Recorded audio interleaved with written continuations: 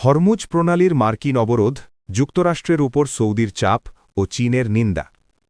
Wall Street জার্নালের এক প্রতিবেদন অনুযায়ী হরমুজ প্রণালী ও ইরানের বন্দর অবরুদ্ধ করার সিদ্ধান্ত থেকে সরে এসে আলোচনার টেবিলে ফেরার জন্য যুক্তরাষ্ট্রকে চাপ দিচ্ছে সৌদি আরব। সৌদি কর্মকর্তাদের আশঙ্কা, প্রেসিডেন্ট ডোনাল্ড ট্রাম্পের এই পদক্ষেপে ইরানের সঙ্গে উত্তেজনা আরও বাড়বে এবং সামুদ্রিক পণ্য পরিবহনের গুরুত্বপূর্ণ পথগুলোতে বড় ধরনের বিশৃঙ্খলা সৃষ্টি হবে।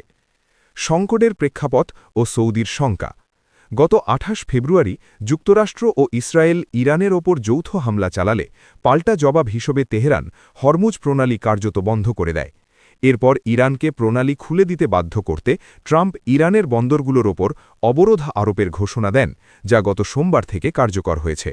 আরব কর্মকর্তাদের মতে সৌদি আরব সতর্ক করেছে যে এর প্রতিশোধ হিসাবে ইরান সৌদি তেল রপ্তানির জন্য অত্যন্ত গুরুত্বপূর্ণ পথ বাব আল মান্দেব প্রণালীও বন্ধ করে দিতে পারে। চীনের প্রতিক্রিয়া ও অবরোধ উপেক্ষা।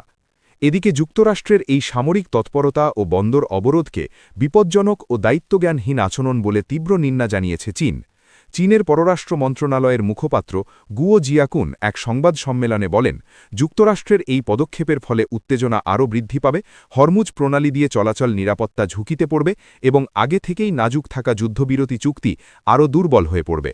আল জাজিরা ও মিডল ইস্ট আইয়ের সূত্রমতে জাহাজ পর্যবেক্ষণকারী সংস্থা মারিন ট্রাফিক ও কেপলার জানিয়েছে, মার্কিন নৌবাহিনীর সামরিক অবরোধ উপেক্ষা করেই আজ চীনের একটি তেলের ট্যাঙ্কার হরমুজ প্রণালী পার হয়েছে।